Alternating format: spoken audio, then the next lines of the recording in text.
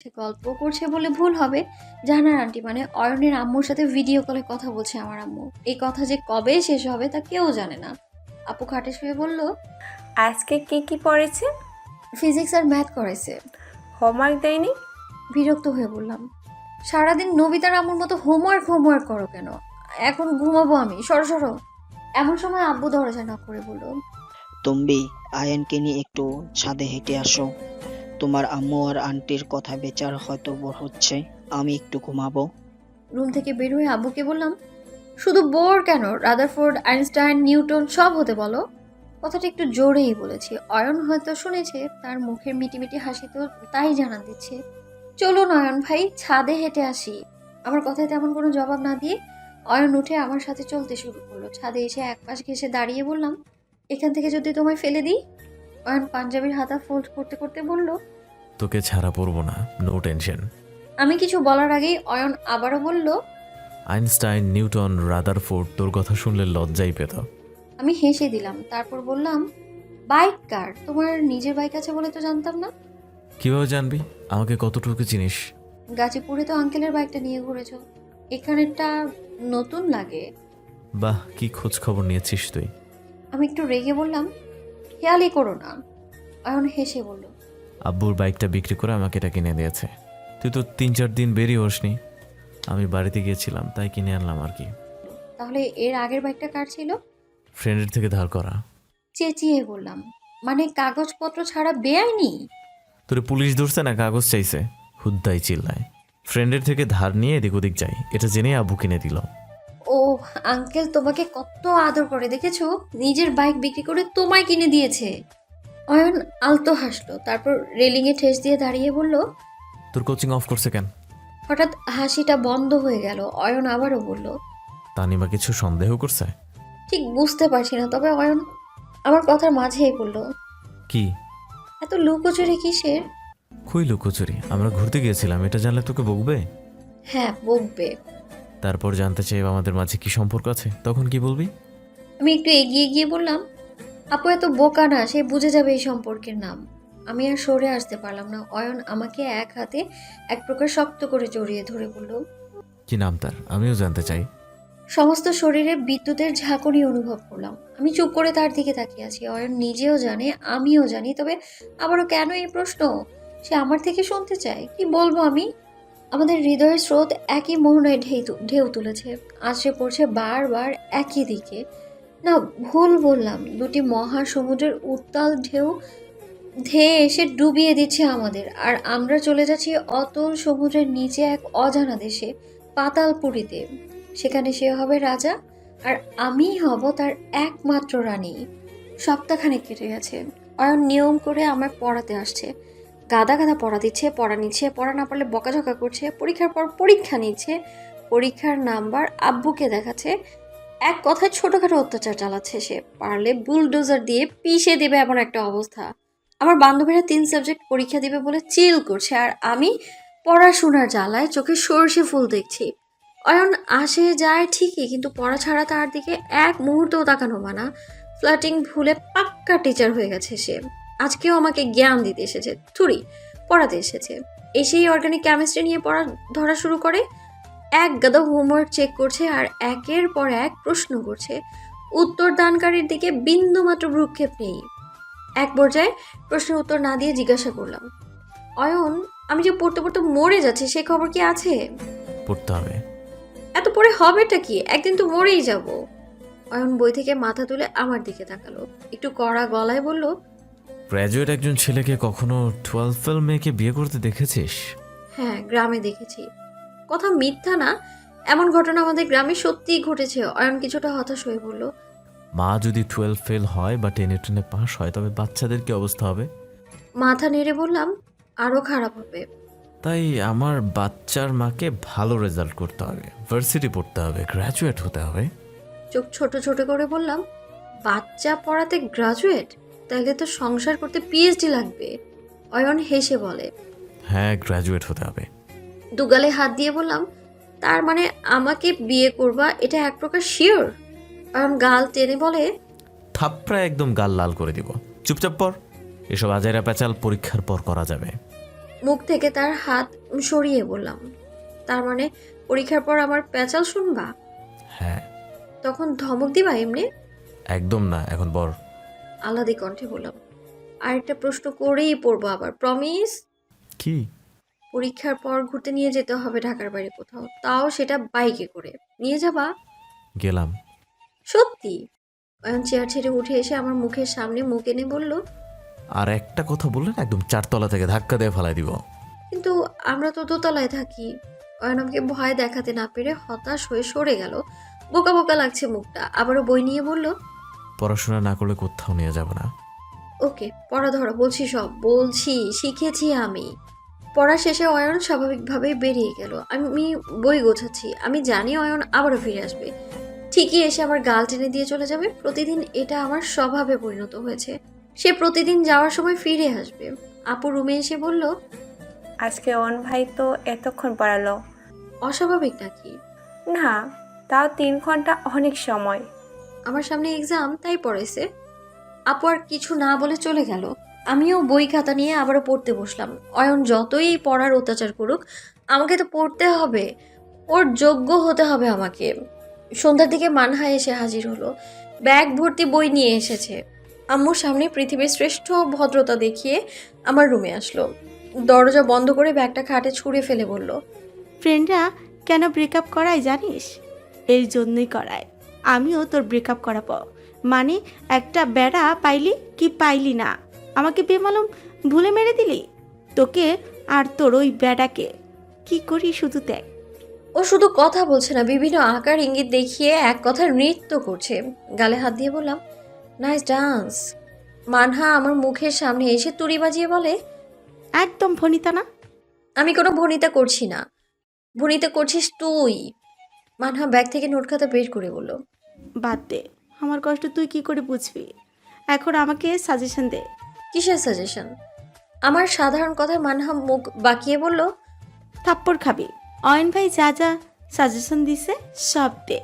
ও আচ্ছা সেটা বল। আমি তো ভাবলাম বেটা পাওয়ার সাজেশন চাইছিস। মানহা কিছু বলল না, শুধু চোখ পাকিয়ে তাকিয়ে রইল। পারলে আমাকে এক্ষুনি খেয়ে ফেলবে। সাজেশন যা যা দিয়েছে সবই মানহাকে সাপ্লাই করলাম। যাওয়ার সময় আমার কানের কাছে ফিসফিসিয়ে বলল, একটা অয়ন ভাই থাকলে আমিও তোকে ভুলে যেতাম। আমি ওর দিকে তাকাতেই মানহা চোখের ইশারা বারান্দা দেখিয়ে বলল, অয়ন ভাই ওয়েট করছে, যাও। বেলকনিতে? না, গাথা নিচে। আমি বারান্দায় গিয়ে দেখি ঠিকই অয়ন নিচে দাঁড়িয়ে আছে। আমাকে দেখে হাত নেড়ে নিচে আসতে ইঙ্গিত করলো। আম্মুকে মানহার সাথে বাইরে যাচ্ছি বলে নিচে নেমে আসলাম। অয়ন বাইকে উঠে আমাকে বলল, উঠ। কোথায় যাব? মরতে। এনজয় দিস ভাই। দাঁত কেলিয়ে কথাটা বলে মানহা চলে গেল। আমি কোনো প্রতিবাদ না করে বাইকে উঠে বসলাম। অয়ন একটু দূরে এনেই বাইক থামালো। 2 মিনিটের রাস্তা বাইকে এনে কি বোঝাতে চাইলে? আমি বাসায় যাই নাই, এখানেই ছিলাম বিকাল থেকে। মানে? চমকে উঠে কথাটা বললাম। অয়ন বাইক থেকে নেমে আমার দিকে ঝুঁকে বলল, মানে তো অনেক কিছুই, সব বোঝানোর ক্ষমতা এখন আমার নাই। এত এত পড়া দিয়ে আসছো, না পড়লে আবার ঠিকই বকবা। অয়ন আমার নাকে নাক ঘষে দিয়ে বলল, চুপ থাক, একদম চুপ। পড়ার সময় হবে, এখন না। এখন কি? অয়ন আমার ঠোঁটে আঙুল দিল।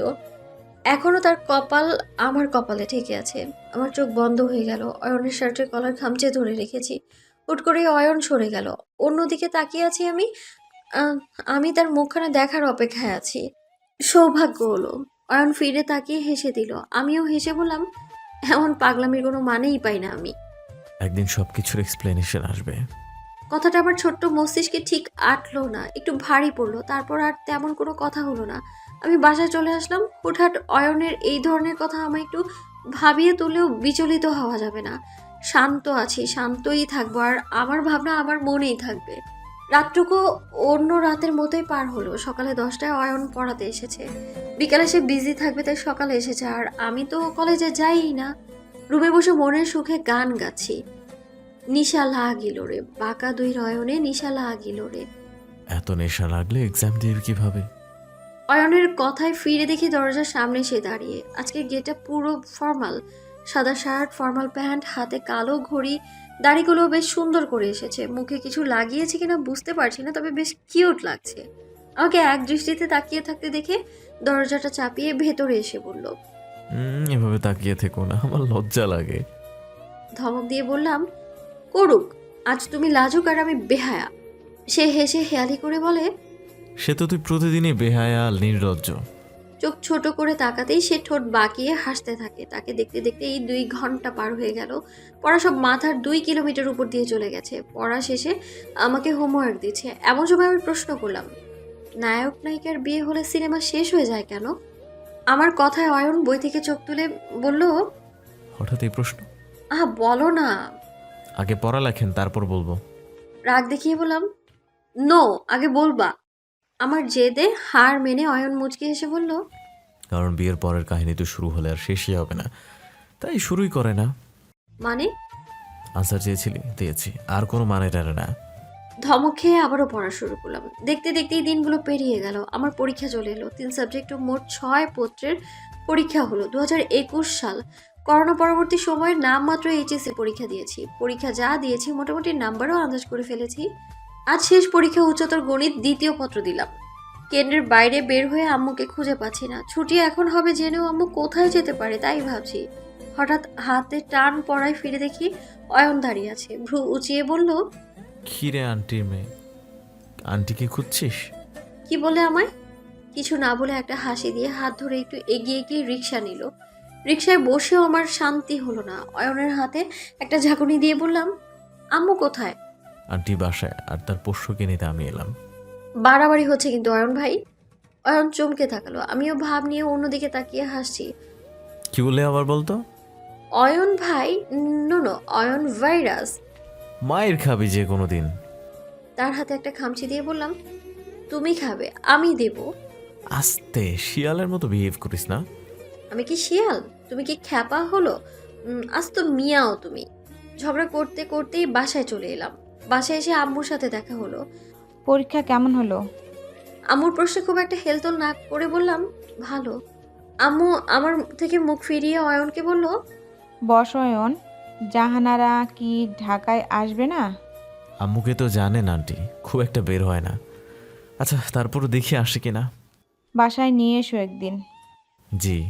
আম্মু আমায় বলল, তোমার কাকা কিছু জিনিসপত্র পাঠিয়ে ওগুলো কুরিয়ার থেকে আনতে যাচ্ছি। আবার আমার কিছু ওষুধ কিনতে হবে। রান্না হয়েছে, আপুকে বলো রেডি করতে। অয়ন, আজকে দুপুরে লাঞ্চ করে যেও। জি। অয়ন জবাব দিলেও আমি শুধু ঘাড় বাঁকিয়ে সম্মতি জানালাম।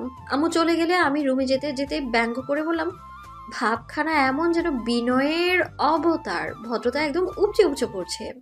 ওই বলেই অয়ন উঠতেই আমি দৌড়ে রুমে চলে আসি। অয়নও আমার পিছু পিছু এসেছে। দরজা একটু চাপিয়ে আমাকে টেনে নিজের কাছে নিয়ে বলল, কী সব বলে সেগুলা? রাস্তায় তো খুব ঝগড়া করছিলা, এখন আবার রং বদলাইছো কেন? রং বদলে গেছে? বলে আমার একদম কাছে চলে এসেছে। এতটাই কাছে যেন দুজনের নিঃশ্বাস মিলে এক হয়ে যাচ্ছে। অয়ন, ভুল হচ্ছে খুব। অনেক বড় ভুল। তার ফিসফিস কণ্ঠে হৃৎপিণ্ড বন্ধ হওয়ার জোগাড় হচ্ছে আমার। যেন এই আমি শেষ হয়ে যাব। তাকে সরানোর শক্তি নেই আমার, নাকি ইচ্ছে নেই তা আমি জানি না। তবে সময়টুকু একেবারেই অন্যরকম। তবনি, তোর পরীক্ষা কেমন হলো? দরজা ঠেলে আপুর প্রবেশ, অপ্রীতিকর মুহূর্ত। আমি অয়ন সরে গেলেও আপুর হয়তো কিছুই বোঝার বাকি নেই। আমি ভয়ে একবার অয়নের দিকে তাকিয়ে আপুর দিকে আর চোখে চেয়ে অগ্নিরূপ দেখে মাথা নিচু করে ফেললাম। 3 জন মানুষ ঘরে থাকলেও ঘরটাকে বেশ শুনশান মনে হচ্ছে। নীরবতা অয়নই ছিন্ন করলো। Tanima, try to understand. It's nothing serious actually. অয়নের কথায় প্যাচ লেগে গেছে। আপু একটা কাশি দিয়ে বলল, অয়ন ভাই, ডোন্ট মাইন্ড। তবনি এখন ছোট, অন্তত আমাদের মাঝে ছোট। আমি জানি আবেগ অনুভূতি হতেই পারে, তবু এখন বিষয়টা গোপন রাখো আর তোমার একটু দূরে থাকো। অয়ন কিছুই বলল না। আপুর আশকারা পেয়ে আমি কান্না করে দিয়েছি। এতক্ষণ কান্না না পেলেও এখন পাচ্ছে। আপু বলল, ফ্রেশ হয়ে নিয়ে খাবার দিচ্ছি। আপুর আগে অয়ন বেরিয়ে গেল। শুধু রুম থেকে নয়, বাসা থেকেই বেরিয়ে গেল সে। আমার দিকে তাকালো না পর্যন্ত। কিছুটা রাগ হলো, কিন্তু কার উপর? অয়নের উপর, নাকি আপুর উপর, নাকি আমার নিজের উপর? ফ্রেশ হয়ে ডাইনিংয়ে এসে চুপচাপ খেতে বসলাম। আপু নিজের ভাতের প্লেটটা নিয়ে আমার পাশে এসে বসে বলল, কবে থেকে? কি কবে থেকে? আপু ব্যঙ্গ স্বরে বলল, নেকা, তিনি কিছুই বোঝে না। অয়ন ভাইয়ের সাথে এসব চলছে কবে থেকে? নিজের ভাব বজায় রাখতে সম্পূর্ণ দোষ আপুর ঘাড়ে চাপিয়ে দিলাম। তুমি তো অয়ন ভাইকে আবার টিচার দিয়েছো, তো আমার কি দোষ? টিচার করেছে, জামাই না। আমি তো তাই ভাবছিলাম বলেই হেসে দিলাম। আপু রেগে আমার দিকে তাকিয়ে আছে। অতই আপুর বিয়ে থেকে নয় তো এসব। চমকে উঠলাম আমি। অয়নের দেয়া সেই চুড়ি, চোখে আইলাইনার দিয়ে দেয়া, যত্ন করে মলম লাগানো, সবকিছু যেন স্পষ্ট হয়ে গেল। আমি কি ঠিক? আপু যখন বলেছে তখন শিওর হয়েই বলেছে, লুকানোর অবকাশ নেই। তবুও লুকিয়ে রাখার শেষ চেষ্টাটুকু করলাম।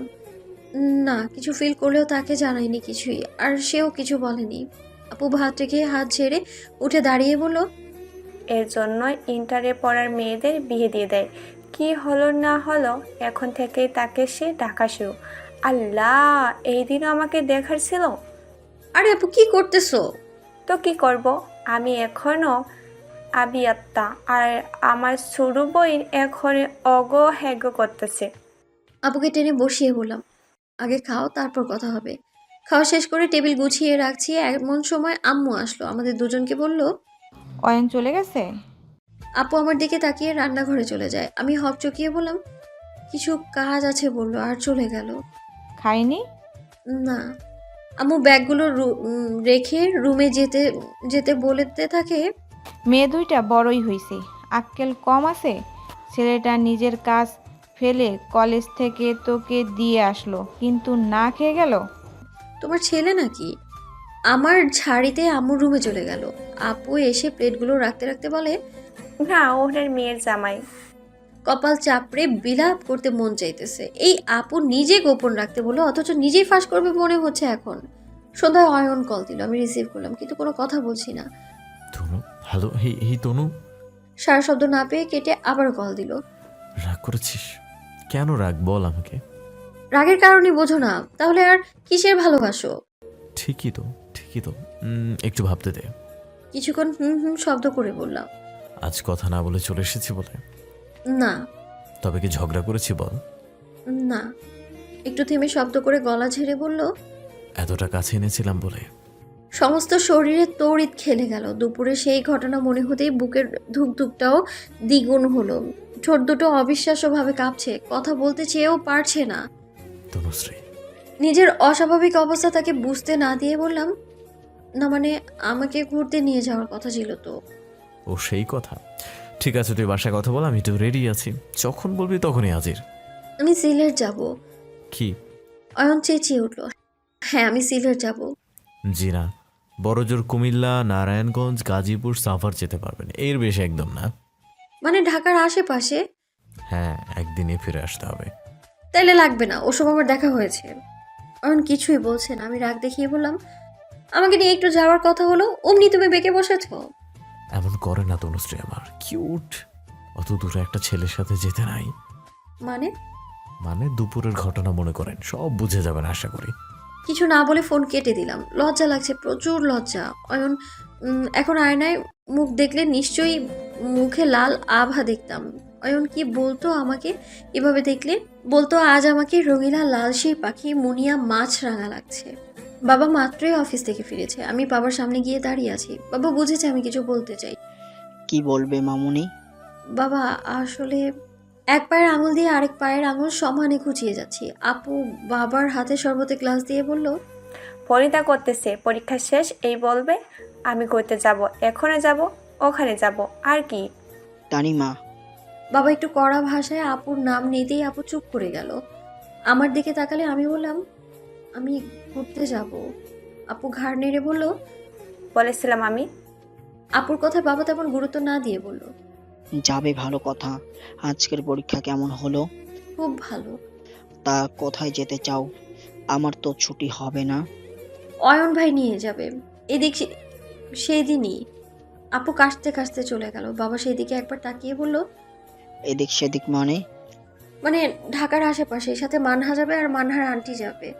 তানিমাকেও নিয়ে যাবা? মুখ বাঁকিয়ে বললাম, আপু। হ্যাঁ, তানিমাও যাবে তোমাদের সাথে। তানিমারও তো সেমিস্টার শেষ হলো, তো সেও তো যেতে পারে। আপু দরজার কাছে এসে বলল, অবশ্যই যেতে পারি। অগত্যা রাজি হলাম। ওকে, কালকে আমরা যাব। এখন ব্যাগ গুছাবো, যেহেতু ঘোরাঘুরির ব্যাপার তাই কিছু খরচ তো আছেই। বাবাকে এইসব বুঝিয়ে 2000 টাকা নিয়ে রুমে আসলাম। আপ্লুত হয়ে অয়নকে কল দিলাম, কিন্তু নাম্বার বিজি দেখাচ্ছে। আপু হনহনিয়ে এসে বলল, অয়ন ভাইয়ের সাথে কোথায় যাবি? বললামই তো আশেপাশে। আশেপাশে মানে কোথায়? বিছানায় শুয়ে পড়লাম, চোখ বন্ধ করে বললাম, ডিস্টার্ব করো না তো, ঘুমাবো। আপু খোঁচা দিয়ে বলল, এখন কিসের ঘুম? বল না কোথায় যাবি? চোখ খুলে হাতের উপর ভর দিয়ে উঠলাম, বললাম সিলেট। সি বলেই চেঁচিয়ে উঠতেই আপুর মুখ চেপে ধরলাম। আপু আমার হাত সরিয়ে বলল। আব্বুকে এত বড় মিথ্যা কথা বলতে পারলি? আমি সরে বসে বললাম, যা বলেছি বলে ফেলেছি, এখন তুমি চুপ থাকবা। না থাকলে? চুলগুলো খোপা করতে করতে বললাম, দেখো সিলেট ঘোরাঘুরি শুধু আমার না, তোমারও হবে। বলে দিলে আমিও যাবো না আর তুমিও না। সো এখন ভেবে দেখো। মোটামুটি আপুর ব্রেইন ওয়াশের জন্য এইটুকুই যথেষ্ট। সে রাজি হয়ে গেল। আপু হয়তো কিছু বলতো, কিন্তু আমার ফোন বেজে ওঠে, চুপ করে গেল। আমি আমার আগে ছো মেরে ফোনটা নিয়ে বলল, অয়ন ভাই কল করেছে।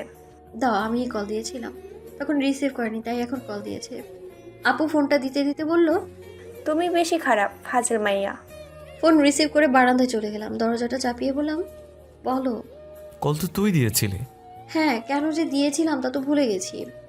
মানে? ও হ্যাঁ হ্যাঁ, মনে পড়েছে। আব্বুকে বলেছি আব্বু রাজি আছে, আমাকে যেতে বলেছে, কিন্তু সাথে আবার আপুকেও জুড়ে দিয়েছে। অয়ন শব্দ করে হেসে বলল, আমি জানি। কিভাবে জানলে? কে বলল? আঙ্কেল বলেছে কল করেছিলাম। কোথায় যাচ্ছি বলেছো? হ্যাঁ। অবাক হয়ে চেঁচিয়ে বলে উঠলাম, কিছু বলনি? না। সত্যি? আচ্ছা এখন রাখছি, তুই রেডি থাকিস। রাতটুকু খুব এক্সাইটেড ছিলাম, ঘুমই হয়নি বলা যায়। সকালে উঠে নাস্তা না করেই রেডি হয়ে নিলাম। হালকা বেগুনি তাঁতের শাড়ি পরলাম। শাড়ি পরেই কেন যেতে হবে? আম্মুর এমন একটা অবজেকশন থাকলেও একটু বোঝানোতেই রাজি হলো। সেজেগুজে বাসা থেকে বেরিয়েই চরম একটা ধাক্কা খেলাম, কারণ অয়ন অকপটে জানিয়ে দিয়েছে আমরা সিলেট যাচ্ছি না, আমরা যাচ্ছি কুমিল্লা। তানিমা আপু আর মানহা হেসে কুটি কুটি হচ্ছে, হো হো হা হা করে হেসেতে আমার গা জ্বালিয়ে দিচ্ছে একদম। অয়নের সাথে রাগ দেখিয়ে বললাম, আমি কোথাও যাচ্ছি না, তোমরা গেলে যাও। অয়ন আপুকে বলল, তনিমা তুই চল আমরা ঘুরে আসি। ওকে ভাইয়া। অয়ন বাইকে উঠতেই তানিমা আপুকে ধাক্কা দিয়ে আমি গিয়ে উঠে পড়লাম। সোজা সাপটা ওদেরকে বললাম, বাসায় চলে যাও। আমরা ফিরে আসা পর্যন্ত আপু মানহার বাসায় থাকবে। আব্বু আম্মু জানবে না আমি আর অয়ন একা ঘুরতে গিয়েছি। এমন সিদ্ধান্ত নিয়ে আপু ও মানহা বিদায় নিল। আমরাও চললাম আমাদের গন্তব্যে। মেঘনা টোল পেরিয়ে ব্রিজে উঠতেই আমার মনের রঙিন পিঞ্জরের দুষ্টু পাখিটা উড়াল দিল। মনের সুখে গান ধরলাম। হঠাৎ বাইক থামতেই আমার গান থামিয়ে দিলাম আমি। অয়ন পেছনে না তাকিয়ে বলল, তোর গানের জন্য আমি ড্রাইভ করতে পারছি না। আমি আবার কি করলাম? তুই না, তোর গান করছে আমাকে এলোমেলো করছে, আমি জাস্ট পাগল হয়ে যাচ্ছি। অয়নের কথায় হেসে বললাম, ওকে সরি। হয়তো অয়ন অন্য কোনো উত্তর আশা করেছিল, তবুও কোনো প্রতিবাদ না করে বাইক স্টার্ট দিল। কুমিল্লা ক্যান্টনমেন্ট গিয়ে নাস্তা করতে রেস্টুরেন্টে গেলাম। একই টেবিলে মুখোমুখি বসে আছি। অয়ন খাবার অর্ডার দিল, ভেজ রোল আর কফি। বারবার অয়নের দিকে তাকাচ্ছে, সে হয়তো বুঝতে পেরেছে কিছু বলতে চাইছি। কি কিছু বলবি? বলবো, বাট ভাবছি বলা ঠিক হবে কিনা। অয়ন হেসে বলল, বলে ফেল, আমার সাথে তো ভনিতা করা লাগবে না। তোমার চোখে কোনো সমস্যা আছে? না। তবে চশমা পরো যে মাঝে মধ্যে। তোর মতো আমি অল টাইম চাশমিস না, মাঝে মাঝে লাগে তাই পড়ি। অল টাইম চশমিশ কথাটা একটু ইগোতে লাগলো। অন্যদিকে তাকিয়ে বললাম, আমাদের মধ্যে একটা সম্পর্ক হচ্ছে অয়ন। অয়ন ফোনটা বের করেছিল, আমার কথায় চমকে বলল, এখনো সম্পর্ক হয়নি? আমার মনে হয় না। টেবিলে শব্দ করে ফোন রেখে কিছু বলার আগেই খাবার চলে আসলো। ওয়েটার চলে গেল। অয়ন বলল, কেন সব বিষয়ে চিৎকার করে বলাটা জরুরি? আমার থুতনি ধরে মুখটা ওর দিকে ফিরিয়ে বলল, চিৎকার করাটা সবসময় সলিউশন হয় না, মাঝে মধ্যে চুপও থাকা লাগে, সঠিক সময়ের অপেক্ষা করতে হয়। শক্ত হয়ে থাকা অয়নের হাতটা ধীরে ধীরে ছেড়ে দিল। আমি ওর হাতটা ধরে বললাম, কষ্ট পেয়েছো আমার কথায়? অয়ন হেসে বলল, না, তবে তোর বুদ্ধি কম আছে এটা শেয়ার হয়েছে। খেতে খেতে আর কোনো কথা হয়নি, শুধুই বারবার ওকে দেখছি। সকালে রাগ, একটু আগে রাগ, আমার অসময়ের রাগ, সব ভুলে যাচ্ছি আমি। আমার ভালো থাকার জন্য ওকেই লাগবে। শুধু ইচ্ছা পূরণ করলেই ভালোবাসা হয় না, ভালোবাসার ভালোটা পূরণ করাও দরকার। কুমিল্লার আশেপাশে পাহাড়ি অঞ্চলে নিয়ে গেল আমায়। কুমিল্লা শহর আমার অনেক দেখা হয়েছে, ক্যান্টনমেন্ট ঘুরে ঘুরিয়ে হয়েছে, তবে কুমিল্লা যে এত সুন্দর সুন্দর পাহাড় আছে তা আমি জানতামই না। রাস্তার পাশে বাইক থামিয়ে অয়ন বলল, লালমাই পাহাড় গেছিস সেটা জানি, এখানে যে কেন আসিস নাই সেটাও জানি। আনন্দে উৎফুল্ল আমি অয়নকে জড়িয়ে ধরে বললাম, থ্যাংক ইউ অয়ন। আমাদের মাঝে কোনো থ্যাঙ্কস আসা উচিত না, সো এনজয় দিস ভিউ। একটু সরে এসে বললাম, পাহাড়ে উঠতে পারবো? পড়ে গিয়ে পা ভাঙলে কি হবে? কিচ্ছু না। পাহাড়ের আশপাশ ভালোই দেখা হলো, ছোট একটা পাহাড়ে উঠলাম। আশেপাশে কোনো বড় পাহাড় নেই। পরে অয়ন জানালো এগুলো পাহাড় নয়, এগুলোকে টিলা বলে।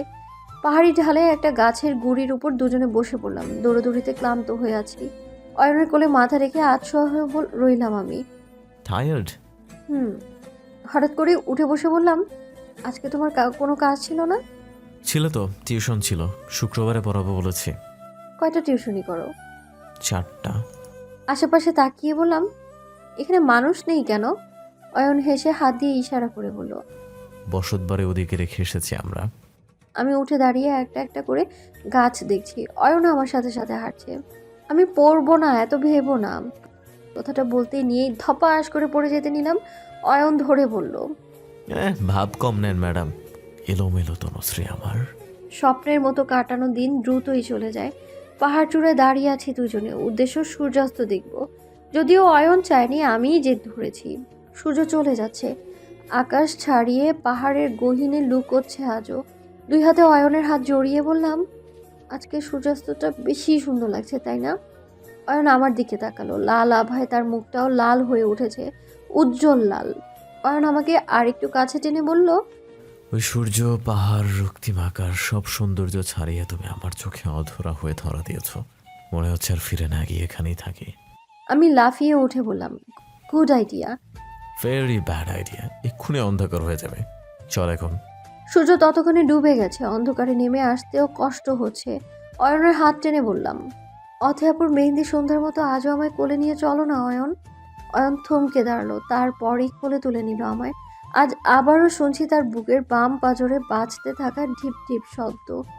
সন্ধ্যার পাখিদের কলধ্বনি ছাড়িয়ে ওর হৃৎপিণ্ডের শব্দটা আমায় বড্ড জ্বালাতন করছে। সেদিনের সন্ধ্যা আর আজকের সন্ধ্যার মধ্যে পার্থক্য খুঁজে পাচ্ছি না আমি। সেদিন রাতেও আমি ঘুমোতে পারিনি, আজও পারবো না। ও আমাকে ঘুমোতেই দিবে না। সেদিনের মতো আজও আসবে আমার স্বপ্নের রাজকুমার হয়ে তার রাজকুমারীকে নিয়ে যেতে। হঠাৎ আমাকে নামিয়ে দিতেই ছাইপাশ চিন্তা থেকে বাস্তবে আসলাম আমি। বাইক ওঠ, জায়গা ভালো না, দ্রুত যেতে হবে। আমি ঢাকা যাব না অয়ন। আমার কথায় অয়ন হেলমেট পরতে নিয়েও পড়লো না, ধমকে সুরে বলল, থাপ্পড় খাবি একটা, চুপ কর বস। এতটা রেগে যাবে বুঝতেই পারিনি, আর কথা বাড়ালাম না। আমি উঠতে বসতেই বাইক চালালো অয়ন, একটু জোরেই চালাচ্ছে, একটু না অনেক জোরে। এবারে আমার ভয় ধরে গেছে। অয়নের শার্ট ধরে বললাম, অয়ন আস্তে চালো, ভয় লাগছে আমার। আমার কথা কি অয়ন শুনছে না? কোনো রেসপন্স করছে না কেন? ততক্ষণে আমরা শহরে চলে এসেছি। অয়ন, আরেকবার ডাক দিতেই বাইক থামলো। অয়নের পিঠে মাথা ধাক্কা খেয়ে আবার সরে বসলাম। অয়ন নেমে দাঁড়িয়ে বলল, কি সমস্যা, চেঁচামেচি করছিস কেন? অনেক জোরে চালাচ্ছিলে তাই। ভয়ে কাঁচুমাচু অবস্থা আমার। অয়ন হেসে আমার গাল টেনে বলল, দুপুরে কিছুই খাওয়া হয়নি, চল খেয়ে নেই। ওকে। খাওয়া শেষ করে বাইরে আসলাম দুজনে। আমি এখনো চুপচাপ বসে রইলাম। অয়ন 1 কাপ কফি এনে আমার হাতে দিয়ে বলল, নে। কফিটা হাতে নিয়ে গরম ছ্যাঁকায় হাত থেকে ফেলে দিলাম। অনুমনস্ক ছিলাম, অপরাধ দৃষ্টিতে অয়নের দিকে তাকিয়ে আছি। অয়ন আলতো হেসে বলল, আরেকটা আনছি। অয়নকে যেতে না দিয়ে ওর হাত থেকে কফির কাপটা নিয়ে চুমুক দিলাম। সে এখনো আমার দিকে তাকিয়ে আছে। 1 কাপে খেতে কি খুব অসুবিধা হবে? আমার প্রশ্নে অয়ন হাসলো, হাত বাড়িয়ে আমার ঠোঁট মুছে দিয়ে বলল, কৃতার্থ হলাম ম্যাডাম। অয়নের হাত ধরে বললাম, ওকে মাই স্যার, মাই স্টার। কফি শেষে অয়ন বাইকে উঠে বলল, চল। একটা ঢোক গিলে বললাম, অয়ন ঢাকায় না গেলে হয় না? অয়ন কিছু বলতে যাবে তার আগেই আপুর কল। অয়ন রিসিভ করলো। তানিমা, আমরা রওনা দিচ্ছি। অপর পাশের কথা আমি শুনিনি, তবে জানার আগ্রহ আছে। অয়ন আমার দিকে তাকিয়ে বলে, তনু দুষ্টামি করিস না, উঠে বস। আমি যাব না প্লিজ অয়ন, আর একদিন থাকবো। দিনের জন্য রাতও থাকা লাগবে। অয়নের ইচ্ছে নেই বুঝতে পেরে বাইকে উঠে পড়লাম। কিছুক্ষণ পর বুঝলাম আমরা ঢাকা যাচ্ছি না। কোথায় যাচ্ছি সেটা বোঝার চেষ্টা করেও বুঝলাম না। একটা রিসোর্টের সামনে এসে থামলাম। অয়ন নেমে কাউকে কল দিল। ভাই কোথায় আছেন? আচ্ছা, আমরা গেটের কাছে আছি। ফোন রেখে আমার দিকে তাকিয়ে বলল, তোর জন্য আমাকে কত বড় মিথ্যা বলতে হয়েছে জানোস? আমি আবার কি করলাম? অয়ন মাথা নেড়ে অন্যদিকে তাকালো। একজন ছেলে এসে অয়নের সাথে হাত মিলালো। তারপর আমাদের নিয়ে গেল রিসোর্টের একটা রুমে। কুমিল্লা ম্যাজিক প্যারাডাইসের কাছের এই রিসোর্টটা আমাকে চমকে দেওয়ার জন্য যথেষ্ট হলো। আরও চমক পেলাম অয়নের এই কাজে। পুরো রুমে চোখ বুলাচ্ছি, তখনই দরজার কাছে দাঁড়ানো অয়নের কণ্ঠ শুনলাম। তোমার ভাবিকে নিয়ে এসেছি। এখন রাতে ঢাকার দিকে যেতেও ভয় করছে, তাই চলে আসলাম। আমি একা থাকলে চলেই যেতাম, ও একটু ভীতু, তাই গেলাম না। ভাবি মানে? অয়ন আমাকে তার স্ত্রী বলে পরিচয় দিয়ে দিল। তার মানে এই রুমে আজকে অয়নের সাথেই থাকতে হবে? ইস, কি লজ্জা লাগছে। ভালো করছেন ভাই, ভাবি কিন্তু সেই সুন্দরী, আপনাদের হেভি মানাইছে। Thank you. হাসতে হাসতেই অয়ন ভেতরে আসলো। দরজা লাগিয়ে গিয়ে বিছানায় বসে ফোন বের করলো। আমার দিকে তাকিয়ে বলে, কি রে, কি দেখিস? দেখতেছি তুমি কেমন পাল্টি খাও। হেসে ফোন কানে দিয়ে বলতে থাকে, তোর একটা প্রবলেম হয়েছে রাস্তায়। দাউদকান্দির কাছে ডাকাতের ঘটনা ঘটছে, আবার ভূমিদস্যুর ভয় আছে, তাই তনুকে নিয়ে ফিরে আসতে পারবো না আজকে রাতটা ম্যাচ কর প্লিজ, কালকে দুপুরের মধ্যে চলে আসবো। কিছু একটা বলে বুঝিয়ে দে। ফোন রেখে আমায় বলল, তনিমাকে জানিয়ে দিয়েছি আজ আমরা আর ফিরবো না। আমি ওর পাশে বসে বললাম, আমাকে ওয়াইফ বলে যে? অয়ন আমার দিকে তাকিয়ে বলে, পরিবেশ এখনো বুঝিসনি? ওয়াইফ না বলে ভাববে আমরা জাস্ট নাইট স্পেন্ড। ওর কথার মাঝে মুখ চেপে ধরলাম। হাতের উপর নিঃশ্বাস পড়তে ছেড়ে উঠে গেলাম। ড্রেসিং টেবিলের গোল আয়নাটার সামনে দাঁড়িয়ে অয়নের দিকে তাকিয়ে রইলাম। অয়নের দৃষ্টিও আমার দিকে। আমি বাসায় যাব অয়ন। অয়ন হেসে দিল, জিভ দিয়ে ঠোঁট ভিজিয়ে বলল, এখন কিন্তু তুই পোল্টি খাচ্ছিস। অয়ন আমি আমি না এইভাবে থাকতে পারবো না, মানে এই শাড়ি পরে ঘুমোতে পারবো না। আমতা আমতা করছি আমি। আমি কি অয়নকে ভয় পাচ্ছি? অয়ন শার্টের হাতা গুটাতে গুটাতে বলে। ঘুমাবো কে বলেছে? চেঁচিয়ে উঠে বললাম, কি বলছো, ঘুমাবো না? জাস্ট কুল, সারা রাত গল্প করবো, দেখি আজ তুই কত কথা বলতে পারিস। অয়ন উঠে এসে আমার নাক টেনে বলল, আমি এমন ছেলে না যে হাজবেন্ড বলেছি বলে অধিকার চাইব। যা ফ্রেশ হয়ে নে। আমি দ্রুত ওয়াশরুমে চলে গেলাম। এখানে আসাটাই এখন ভুল লাগছে আমার। ভয় না, লজ্জা। পরীরা ঘিরে ধরেছে আমায়। অয়নের দিকে তাকাতেই পারছি না। কেন আজকে থাকার জেদ ধরলাম আমি? ফ্রেশ হয়ে বেরিয়ে আসলাম। খাটের সাথে হেলান দিয়ে ফ্লোরে বসে আছে অয়ন। ভালো করে দেখে বুঝলাম চোখ বন্ধ। কি দেখিস? আয় হ্যাঁ, এ লোক কি চোখ বন্ধ থাকলেও দেখে নাকি? কিভাবে বুঝলাম আমি তাকে দেখছি? সরে যেতে নিলে অয়ন হাত টেনে ধরে উঠে দাঁড়ায়। সরি অয়ন। সরি কেন? এমনি। হাত ছাড়িয়ে আমি চুল আঁচড়াতে আঁচড়াতে বললাম, আমার আবদার তো শেষ পর্যন্ত রাখতেই হলো। আবদারের জন্য না, সেফটির কথা ভাবছি। তার মানে আমার আবদারের কোনো দাম নেই, তাই তো? অয়ন হাসলো। চিরুনিটা শব্দ করে রেখে চুলগুলো খোপা করতে থাকলাম। গাল ফুলিয়ে রেখেছি আমি। আমার আবদার ইচ্ছার কোনো দাম নেই কেন? অবশ্যই থাকতে হবে। অয়ন আমার কোমর জড়িয়ে কাছে নিয়ে এলো। খোপাটা আর করা হলো না। হাতের মুঠো থেকে চুলগুলো ছুটে গেল সমস্ত পিঠে। দুই হাতে অয়নের শার্ট খামচে ধরে চোখ বন্ধ করে ফেললাম। অয়ন আমার গালে হাত দিয়ে মুখটা উপরে তুলে কপালের চুলগুলো সরিয়ে দিল। চোখ তুলে তাকিয়ে রইলাম ওর দিকে। তার চোখে নারী নেশা নেই, কোনো লোভ নেই, বরং এক সমুদ্র সমান ভালোবাসা দেখছি আমি। আমার দুই চোখ বেরিয়ে গেল দুই ফোঁটা সুখের বৃষ্টি। আমার কপালে কপাল ঠেকিয়ে বলল, ভয় পাস না তনুশ্রী, বৈধ না করে তোকে আমার করবো না। সকালে ঘুম ভাঙতেই নিজেকে নরম বিছানায় আবিষ্কার করলাম। সাদা কমফোর্টার দিয়ে পুরো শরীর ঢেকে শুয়ে আছি। একটু নড়ে অয়নকে খুঁজতে খুঁজতে পাশের সোফায় ওকে শুয়ে থাকতে দেখলাম। উঠে বসে ফোন হাতে নিয়ে দেখি সকাল 7টা। রাতে ঠিক কয়টায় ঘুমিয়েছি তার খেয়াল নেই। ফ্লোরে বসে অনেকক্ষণ ধরে গল্পে মজেছিলাম দুজনের এমন কোনো ঘটনা বোধহয় আর বলার বাকি রাখিনি। ছোট থেকে এখনো পর্যন্ত সব কিছুই বলা হয়ে গেছে, শুধু অনুভূতিটুকুই অব্যক্ত রইল। বারবার বলতে চেয়েও থেমে গেছি। আমি আগে বলবো না সে আমাকে প্রপোজ করবে আর আমি ফিল্মি স্টাইলে রাজি হব। রাতের কথা ভাবছি আর আপন মনে হাসছি। তারপর আবারও নজর গেল অয়নের দিকে। ধীরে ধীরে উঠে ওর কাছে গেলাম আমি। কাল থেকে তো কম ধকল যায়নি মানুষটার উপর দিয়ে। শুধু কাল কেন, আমার সাথে দেখা হওয়ার দিন থেকে মানুষটাকে ব্যস্ত করে দিয়েছি আমি। আমার এই অসময়ের প্রেমটুকু তাকে ব্যস্ত করেছে। উপন্যাসের মেয়েদের নাকি ঘুমালে সুন্দর লাগে, আর আমার জীবনের গল্পে ঘুমন্ত অয়নের নিষ্পাপ চেহারা সবচেয়ে সুন্দর। অয়নের গালে হাত দিয়ে কপালে চুম্বন করলাম। তারপর উঠে ওয়াশরুমে চলে গেলাম। ফ্রেশ হয়ে এসে দেখি অয়ন জেগে আছে। আমি মুখ মুছতে মুছতে বলি, তাহলে ঘুম ভাঙলো? অয়ন উঠে এসে আমার কানের কাছে বলল, এত সুন্দরভাবে ঘুম ভাঙবে আশা করিনি। আমি আর কোনো কথা না বলে সে ফ্রেশ হতে চলে গেল। আমি তো লজ্জায় মরে যাচ্ছি। আর তার ঘুম যে এত হালকা জানতামই না। দূরে থাকতে হবে তার থেকে, না হলে ভুল হয়ে যাবে। কিন্তু আদৌ কি পারবো দূরে থাকতে? দরজায় নক পড়লো। অয়ন তড়িঘড়ি করে এসে দরজাটা খুলে বলল। এই তো আমরা প্রায় রেডি। দরজা লাগিয়ে আমায় বলল, চেঞ্জ করে রেডি হয় না। এত জলদি চলে যেতে হবে? রুমটা ভালো লেগেছে, আর একটু থাকি না। অয়ন প্যান্টের পকেটে হাত দিয়ে একটু হেলে বলল, রুমটা লিগ্যালি বুক করে নি, সো এখন না গেলে একটু পরে ঘাড় ধরে বের করবে। কথা শুনে আমি তো তাড়াহুড়ো শুরু করে দিয়েছি। ব্যাগ হাতে নিয়ে বললাম, সিলেট যাবো না শুনে তো কাপড়ের ব্যাগ আপুর কাছে দিয়ে দিয়েছি। আর কোনো ড্রেস তো নেই, আমি পরবোটা কি? অয়ন অসহায় দৃষ্টিতে তাকিয়ে রইল। কিছু বলার আগেই ফোনটা বেজে ওঠে। অয়ন রিসিভ করে গিয়ে সোফায় বসে। কথা বলতে বলতে হঠাৎ ওর মুখের ভঙ্গিটা বদলে ফেলে। শান্ত দৃষ্টিতে আমার দিকে তাকিয়ে বলল, ঠিক আছে আমরা আসছি। ফোন রাখতেই চঞ্চল ভঙ্গিতে বললাম, কি হয়েছে? ঢাকা যাব। এখনই কেন? এমার্জেন্সি। বুকটা কেঁপে উঠেছে। ভয়ে আত্মাটাও বের হয়ে আসবে মনে হলো। ঢাকা আসা পর্যন্ত এই অবস্থায় চলতে থাকলেও আমারই। অয়ন কোনো কথাই বলছে না। সেও কি ভয় পাচ্ছে? বাসার সামনে পৌঁছাতে পৌঁছাতে 10:30 বাজলো। গেটের কাছে আপু বা মানহা কাউকেই দেখলাম না। আপুকে কল করো অয়ন। অয়ন একবার শুধু তাকালো, কিছু বলল না। বাসায় জানে আপুর সাথে গিয়েছিলাম, একা ফেলে বাসায় কি বলবো?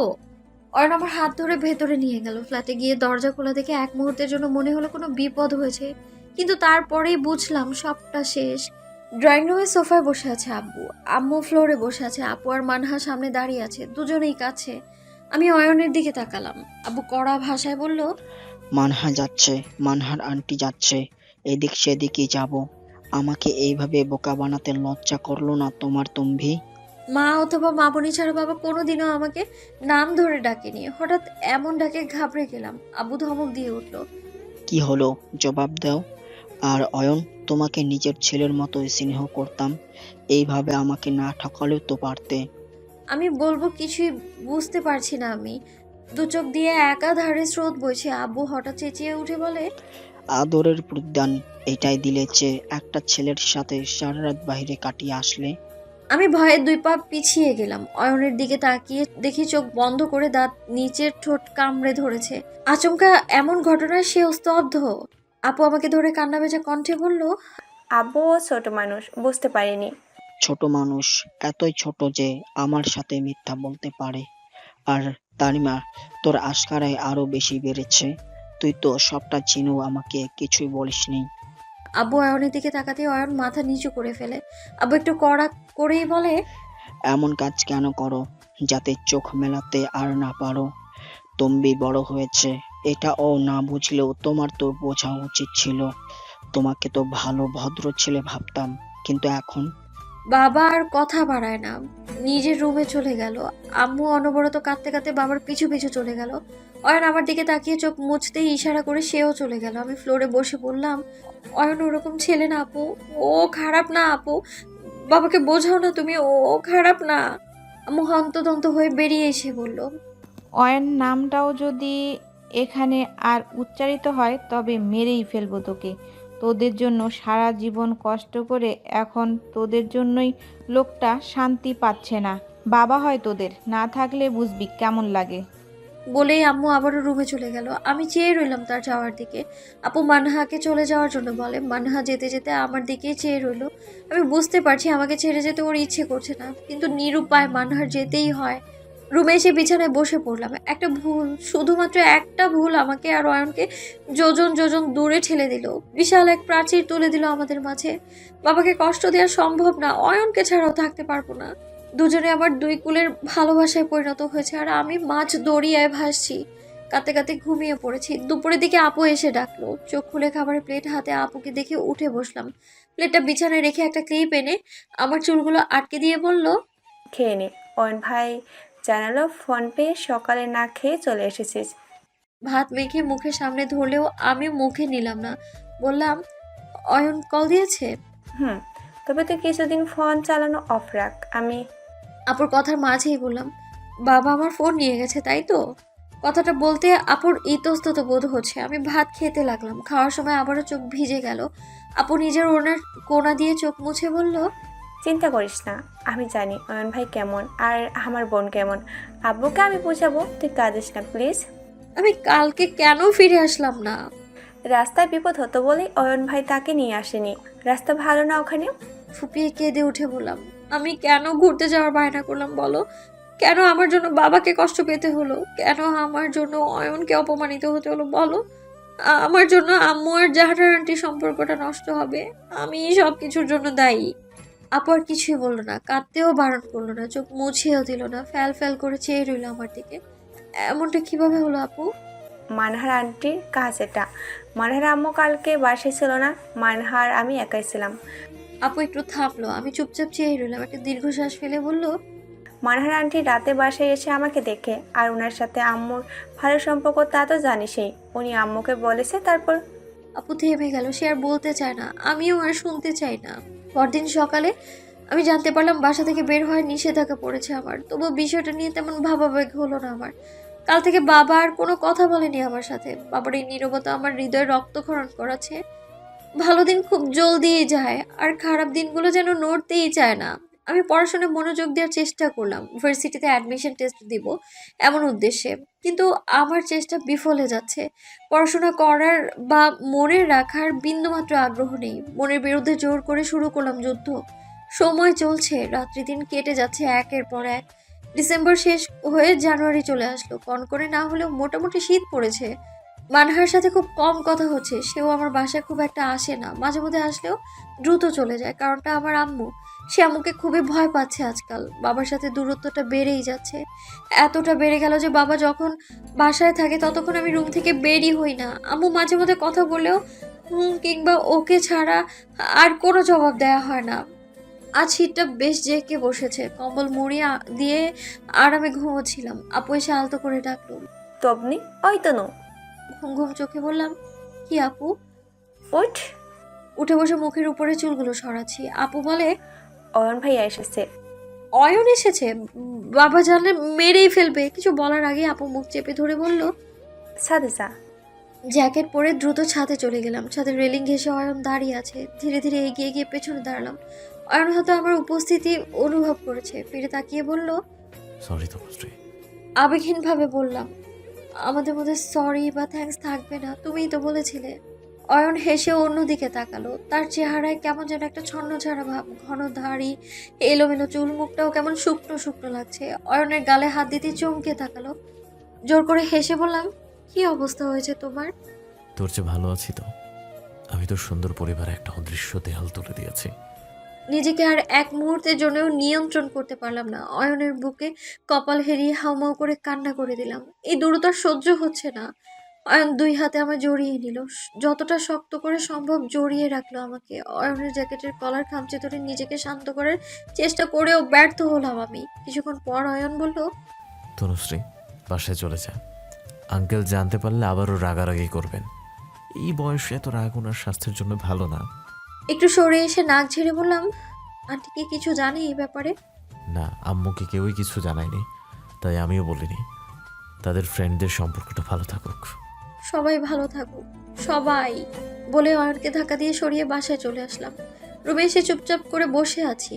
আপু টেবিলে কিছু পড়ছে, আমাকে দেখে বলল, অয়ন ভাই কি বললো? কিছু না। কিছু না। অবাক হয়ে প্রশ্নটা করে আমার সামনে এসে বসলো আপু। আমি কম্বল গায়ে দিয়ে বসে রইলাম। আপু মাথা নেড়ে বলল, মাঝরাতে এসে ছাদে বসে আছে, তাও এই শীতের মধ্যে।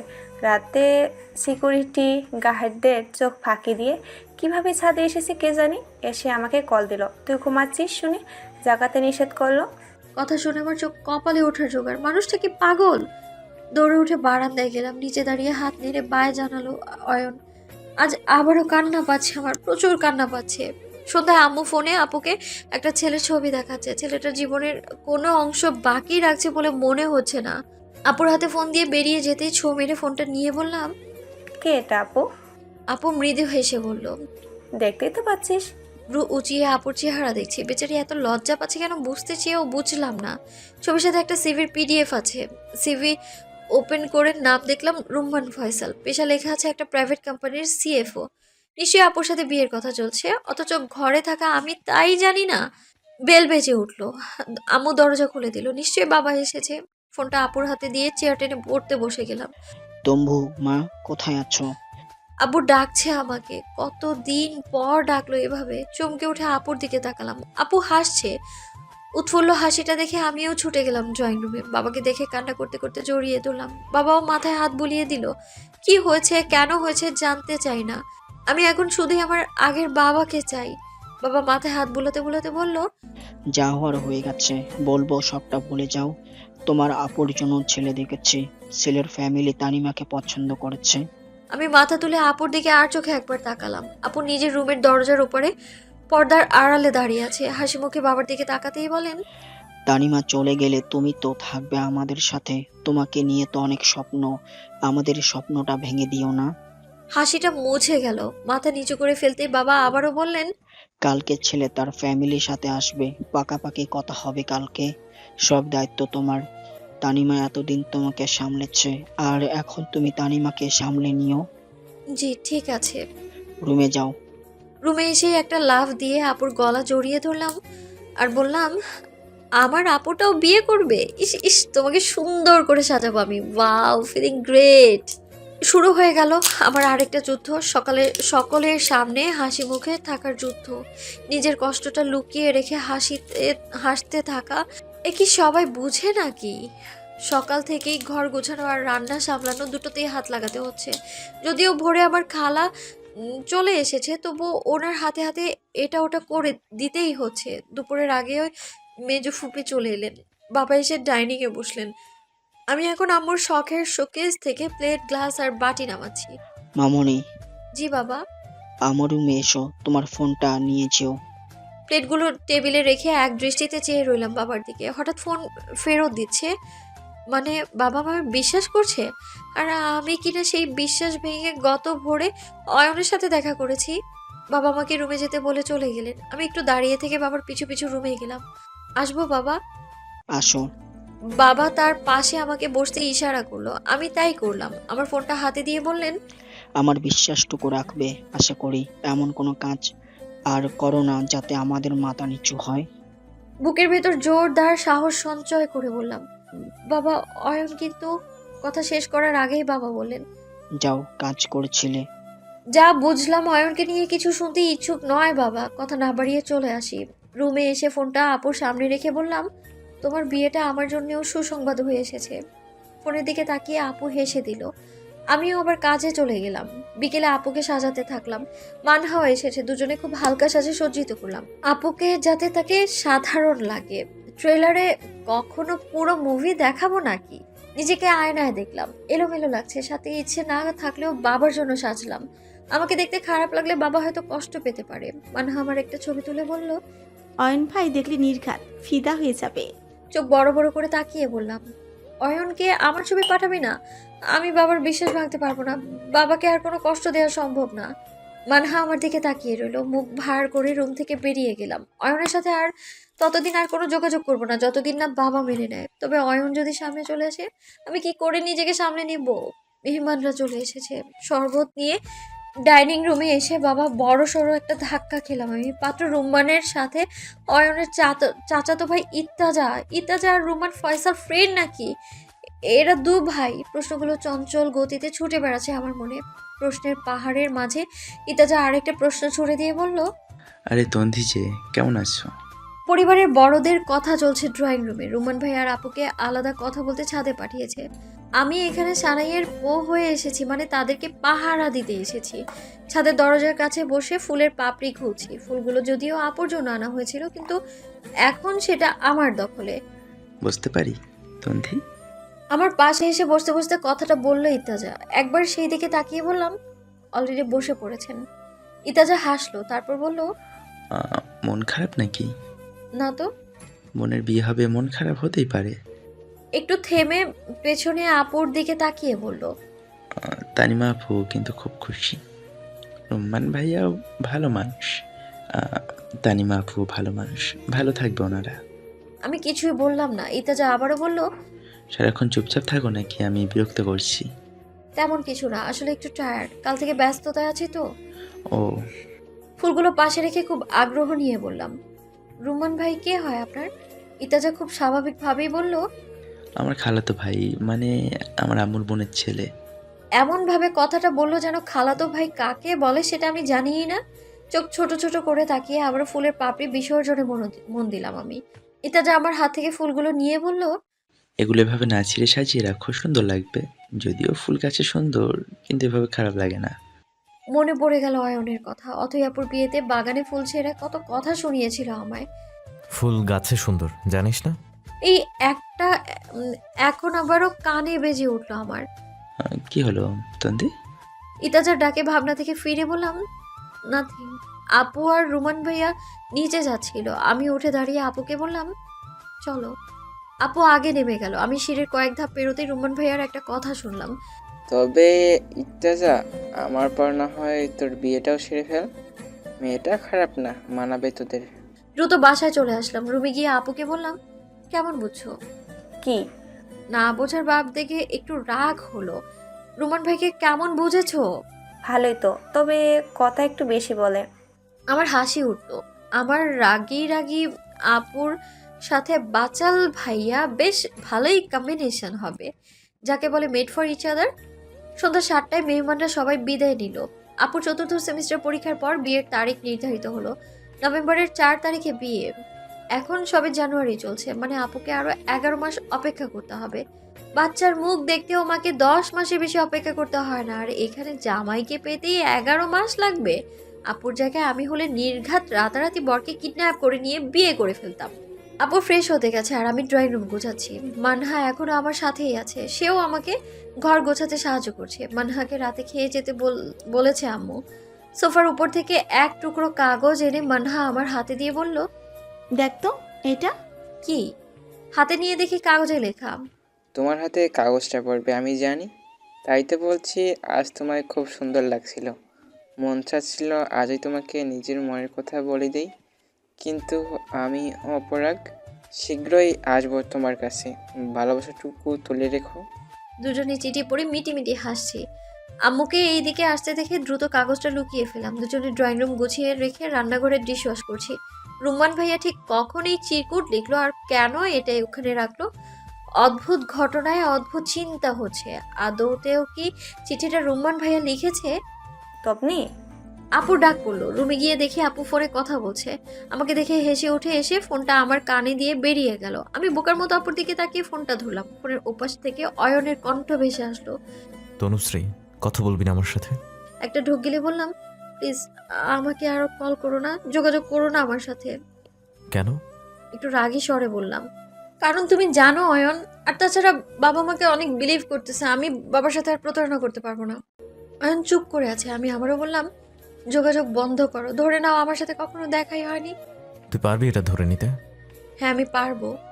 অকপটে কথাটা বলে দিলেও চোখ তার সাথে সাথ দিচ্ছে না। অশ্রুধারা তো আর ফোনের ওপারে থাকা অয়ন দেখবে না, তাই যথাসম্ভব স্বাভাবিক হয়ে বললাম, সবটা ভুলে যাব আমি, তুমিও ভুলে যাও। জীবন আপন গতিতে চলে, অতীত তাকে পড়ে থেকে জীবন থেকে বিচ্ছিন্ন হওয়ার কোনো মানে নেই। যতই বড় বড় কথা বলিস না কেন, আমি জানি তুই কষ্ট পাচ্ছিস। অয়ন কল কেটে দিল। আমি কাঁদতে কাঁদতে ফ্লোরে বসে পড়লাম। পেছনে কারো উপস্থিতি টের পেয়ে তাকিয়ে দেখি আপু দাঁড়িয়ে আছে। সহ্য যখন করতে পারবি না তবে কষ্ট দিস কেন? আপুর কথা কান্নার পরিসরটাই বাড়লো আমার। সবটা ভুলে যাওয়ার কখনোই সম্ভব না। অয়নকে ছাড়া জীবন থেকে আমি নিজেই বিচ্ছিন্ন হয়ে যাব, ছিটকে যাব আমি আমার স্বাভাবিক ছন্দ থেকে। মানহা এসে দ্রুত আমার পাশে বসে বলল, কি হয়েছে আমার তনুমনু? কি হয়েছে আপু? অয়নের সাথে। কথাটা শেষ না করে হাত নেড়ে কিছু একটা দেখিয়ে আপু বেরিয়ে গেল। মানহা 2 হাতে আমায় জড়িয়ে ধরে বলল, কখন পড়লি এমন প্রেমে পাগলি? এমনভাবে জড়িয়ে গেলি যে ছেড়ে আসা সম্ভব না। কি করব আমি? বাবার বিশ্বাস ভাঙাও তো সম্ভব না। মানহা আমার চোখের পানি মুছে দিল। এমন এক সমস্যা যা ওর পক্ষে সমাধান করা সম্ভব নয়।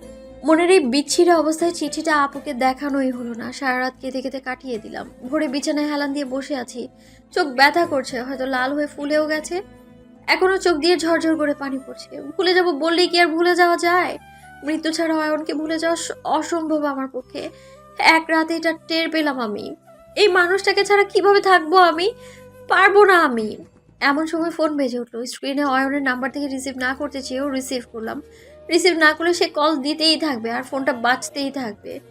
তনুশ্রী, বাইরে আয় প্লিজ। দ্রুত বারান্দায় গেলাম। বারান্দা থেকে রাস্তা যতটুকু দেখা যায় দেখলাম অয়ন নেই, তবে নিচে কেন যেতে বলছে? তনুশ্রী, আমি গলা কেঁপে উঠে কথা বলতে পারছি না। তখনই রাস্তার অপর পাশে দেখি অয়ন দাঁড়িয়ে হাত নাড়লো। ফোনে ভেসে উঠলো তার কথা। তুই দূরে সরাতে পারবি না।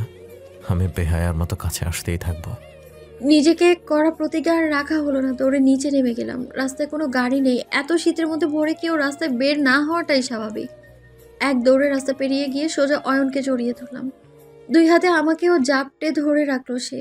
অঝরে কাঁদছি আমি। মাথা তুলে একটু উঁচু হয়ে অয়নের দুই গালে হাত দিয়ে কপালে ঠোঁট ছুঁয়ে দিলাম। তার দিকে তাকিয়ে দেখলাম মিটিমিটি করে হাসছে। ওকে দেখে বুঝলাম সারা রাত শুধু আমি না, সেও কষ্ট পেয়েছে, কান্না করেছে সেও। আমাকে আরো কাছে টেনে নিয়ে বলল, I love you my Tanushree. সম্পর্কের নাম চেয়েছিলি না, এনে দিয়ে দিলাম নাম। ভালোবাসা হয়েছিস তুই আমার। পকেট থেকে টিস্যু বের করে আমার চোখ গাল মুছে দিতে দিতে বলল, কি যেন বলছিলি কালকে? সব ভুলে যাবি? এভাবে ভুলবি বুঝি? সারা রাত কেঁদেছিস তাই না? নিজেকে কষ্ট দিয়ে কিচ্ছু হবে না। পারবো না আমি তোমার ছাড়া থাকতে, অসম্ভব আমার পক্ষে। আবারও কান্নার রেশটা চলে আসলো। অয়ন জড়িয়ে ধরে বলল, কাঁদিস না। আমি আব্বুকে দিয়ে আঙ্কেলের সাথে কথা বলবো, বিয়ের প্রস্তাব দিব। সারা রাত ভেবেছি, এর চেয়ে ভালো আইডিয়া আর পাইনি। অয়নকে ধাক্কা দিয়ে সরিয়ে দিয়ে বললাম, তোমার মনে হয় বাবা এত সহজে রাজি হবে? অয়ন হেসে বলল, হবে হবে, আঙ্কেল ঠিক রাজি হবে। মেয়েকে এত ভালোবাসে, তাই মেয়ের খুশিটাই আগে দেখবে। তবে তার আগে আমার একটা জব লাগবে। ফাইনাল এক্সাম কয়দিন পরেই। নো টেনশন মহারানী আমার। মন পায়রাগুলো বাকবাকুম করে উঠলো। অয়নকে নিজের করে পাওয়ার আনন্দ, বাবাকে খুশি দেখার আনন্দ, সবটাই পেয়ে বসলো আমায়। অয়ন আমার কপালে চুলগুলো সরিয়ে বলল, অপেক্ষা করবি না আমার জন্য? কি বলছো তুমি এইসব? অপেক্ষা করবো তো আমি। আমি তো আঙ্কেলের সামনে গিয়ে কোনোদিন চেঁচিয়ে বলতে পারবো না আপনার মেয়েকে আমি আপনার চেয়ে ভালো রাখবো। আঙ্কেলের চেয়ে বেশি ভালো তোকে রাখতে পারবো না আমি। আমি চেয়ে রইলাম তার মুখের দিকে। অয়ন আবারও বলল, যে বাবা জন্মের আগে থেকেই মেয়ের জন্য পৃথিবীকে অনুকূলে আনতে চায়, তার চেয়ে বেশি তার মেয়েকে ভালোবাসা তো অসম্ভব। নিচু স্বরে শুধু বললাম, অয়ন। সে হাসলো। ভয় পাস না, এতটা কমও ভালোবাসি না যে হাতটা সহজেই ছেড়ে দিব। অপেক্ষা করিস, বউ করে নিয়ে যাব আমি, কথা দিলাম। আমি চুপ, আর সেও দৃষ্টি নিবদ্ধ একে অপরের দিকে। মানুষটাকে আমি অদ্ভুত ভাবতাম, অথচ সে বাস্তবিক। বাস্তবতা আমার চেয়ে ভালো বোঝে সে। আমি তো আবেগ অনুভূতিকে প্রশ্রয় দিই প্রতিনিয়ত, আর সে ভেবে চিনতে বুঝে সিদ্ধান্ত নেয়। অয়নকে বিদায় জানিয়ে বাসায় চলে আসলাম। বারান্দায় গিয়ে দেখি সে এখনো দাঁড়িয়ে আছে। ইশারায় চলে যেতে বললাম, আর সে উড়ন্ত চুম্বন দেখিয়ে চোখ টিপে দিল। মনের অজান্তে ফিক করে হেসে উঠলাম আমি। লজ্জারা আমার কষ্টগুলোকে নিয়ে উড়াল দিল দূর অজানায়। রুমান ভাইয়া তোমাকে অনেক ভালোবেসে ফেলেছে। আমার কথায় আপু কপাল কুঁচকে বলল, এতদিনে হুম। বলেছো তো তোরে? ভেঙচি কেটে চলে যেতে নিলেই আমি আপুর হাত টেনে ধরে বললাম, সত্যি বলছি ওয়েট। টেবিলের ড্রয়ার থেকে চিঠিটা বের করে আপুর হাতে দিয়ে বললাম, দেখো এটা।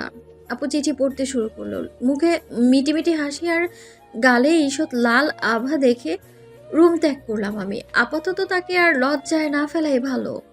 ড্রয়িং রুমে এসে টিভি ছেড়ে বসে পড়লাম। 10 মিনিটের মাথায় আপু এসে বলল, পরে কোথায় গিয়েছিলে? আশেপাশে তাকিয়ে বললাম, অয়ন এসেছিল, দেখা করতে গিয়েছিলাম। আপু চোখ বড় বড় করে বলল, একটু ভয় লাগলো না? না। আপুকে টেনে আমার পাশে বসিয়ে বললাম, আপু একটা কথা জানো? কি? কারণ রাস্তার অপর পাশে দাঁড়িয়েছিল। আমি দৌড়ে গিয়ে একেবারে সিনেমাটিক অ্যাকশনে জড়িয়ে ধরেছি। আপু ভ্রু উঁচিয়ে তাকিয়ে রইল। আমি বলতে থাকলাম, আমার খুব ইচ্ছে ছিল অয়ন আমাকে হাঁটু গেড়ে বসে প্রপোজ করবে, বাট সেটা তো হলো না। কিন্তু আমার কিন্তু বলার সুর শুনে আপু একটু বিরক্ত হলো বোধ হয়। কপাল কুঁচকে বলল, ডিরেক্ট তো সিনেমায় যা। কিন্তু আজকে আমাকে জড়িয়ে ধরে কি যে মিষ্টি করে আই লাভ ইউ বললো। ইস, এখনো কানে বাজছে আমার।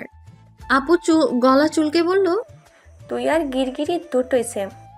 আরে না, অয়ন আঙ্কেলকে দিয়ে আব্বুর সাথে কথা বলাবে। মানে? মাথা নিচু করে ঢং করে বললাম, ইয়ে মানে। আপু ধমক দিয়ে উঠলো, এই কি বললি? সোজা সাপটা বল। মানে বিয়ের প্রস্তাব পাঠাবে, তবে আগে অয়ন একটা জব নিবে, তারপর বিয়ে। আপু উঠে দাঁড়িয়ে আমার চশমা ঠিক করে দিয়ে বলল, পড়তে বস গিয়ে। সারাদিন প্রেম করলে ভার্সিটি জুটবে না। অয়ন তো পার হয়ে গেছে, তোমার নিজের চিন্তা করো। দিল আমার রোমান্টিক মুডের 14টা বাজিয়ে। এই কারণেই আপুকে আমার ভালো লাগে না। রাগ দেখিয়ে বললাম, ধুর।